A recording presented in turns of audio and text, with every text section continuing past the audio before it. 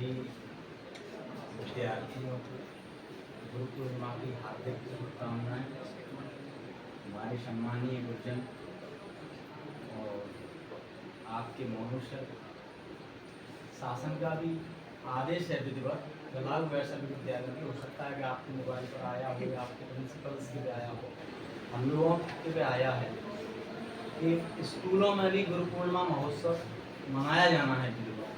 हमारे स्कूल में भी मनाया जाएगा आज, वहीं के लिए मैं जा रहा हूँ, ठीक है ना।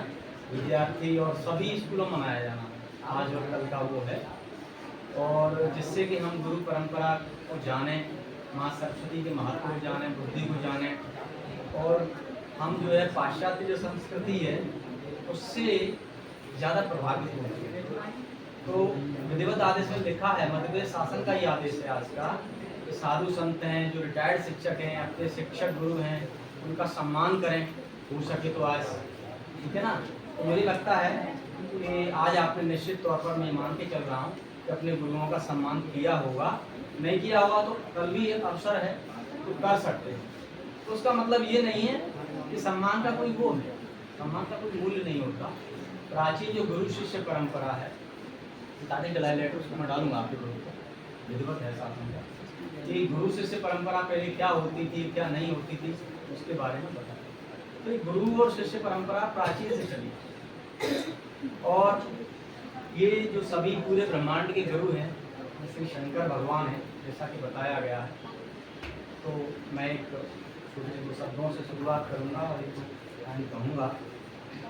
श्री सीतानाथ समारंभा रामानंदार्य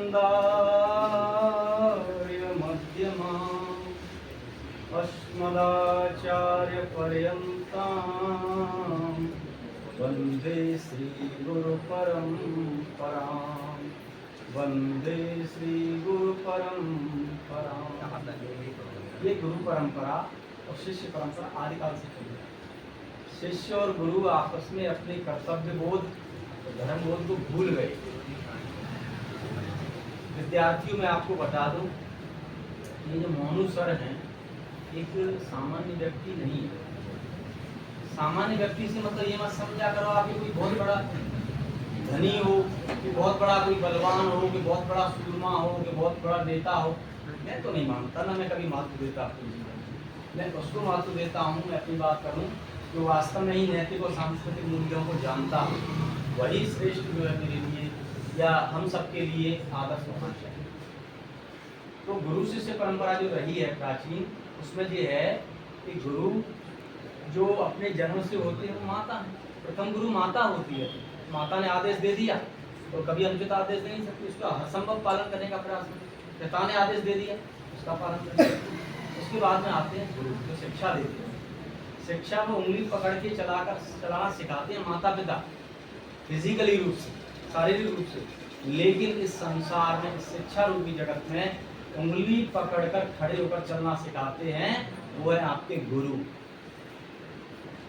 और मुझे काफ़ी गर्व है और गर्व से कह रहा हूँ कि आपको ये मोनू सर जैसे और हिंदी के गुरु मिले हैं। हिंदी विषय वास्तव में ही अपने आप में एक श्रेष्ठतम विषय है।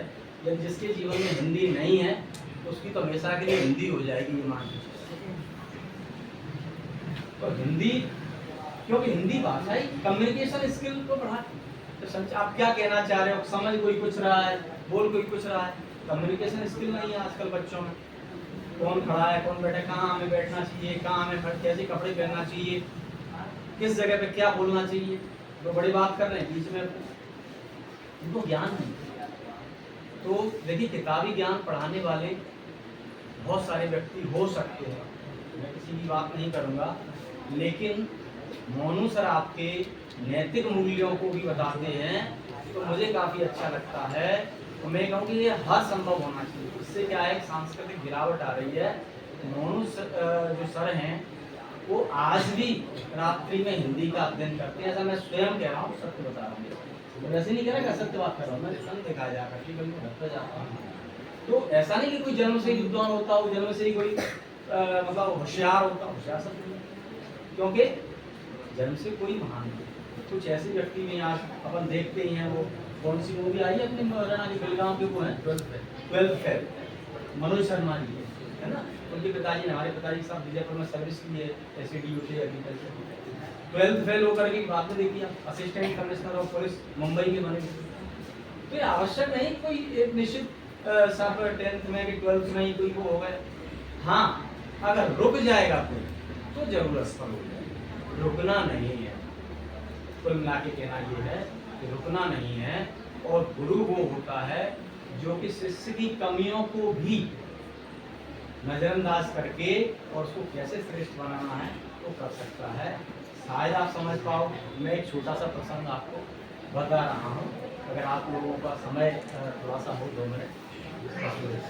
देखिए क्या है कि एक क्योंकि गुरु शिष्य परंपरा विद्वत रूप से अपने इसमें दीने आदेश मध्य स्थापित आज से बताना है छात्रों को। और चूँकि छात्र विद्यालय से और सारी चीज़ों से दूर हो रहे हैं, तो मैं तो समझता हूँ विद्यालय में कुछ आपको समय व्यतीत करना चाहिए।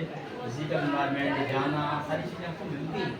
और गुरुओं का, शिक्षकों का सम्मान आपको निश्चित रूप से रखना चाहिए। आप रखते होंगे ये मानता हूँ 100%। आज आपने अपने गुरुओं का सम्मान किया होगा, नहीं किया होगा तो कल करेंगे निश्चित रूप से, क्योंकि आप ऐसा मैं समझता हूँ क्योंकि आप मोनू सर के छात्र, ये मैं समझता हूँ, इसलिए बाकी अंदर से मैं नहीं कहती।